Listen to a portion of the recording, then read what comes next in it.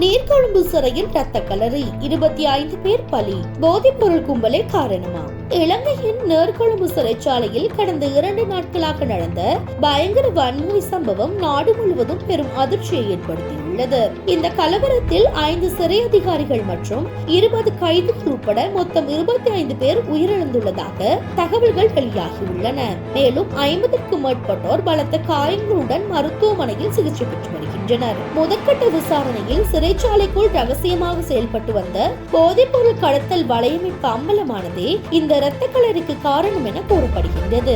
தகவல்களின்படி சிறைக்குள் போதைப் பொருள் கடத்தலை ஆதரித்த ஒரு கைதிகள் குழுவும் அதற்கு எதிராக இருந்த மற்றொரு குழுவுக்கும் இடையே கடும் மோதல் ஏற்பட்டுள்ளது.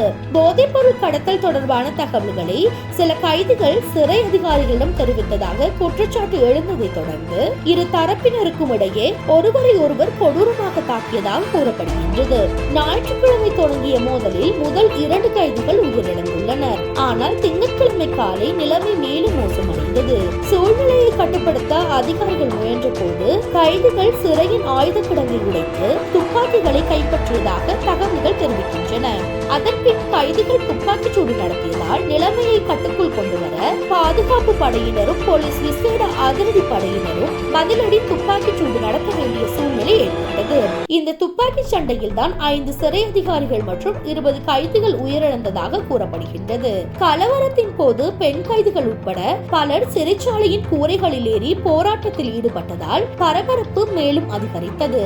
இதனை அடுத்து ராணுவமும் பாதுகாப்பு படையினரும் சிறை வளாகத்தை முழுமையாக சுற்றி வளைத்து பாதுகாப்பை பலப்படுத்தினர். தற்போது நிலைமை ஓரளவு கட்டுப்பாட்டுக்குள் வந்ததாக அதிகாரிகள் தெரிவிக்கின்றனர். அதே நேரத்தில் சிறைச்சாலைகளில் நிலவும் கடும் இடநெருக்கடியும் இது போன்ற வன்முறை சம்பவங்கள் வேகமாக பரவுவதற்கு முக்கிய காரணமாக இருப்பதாகவும் கூறப்படுகின்றது.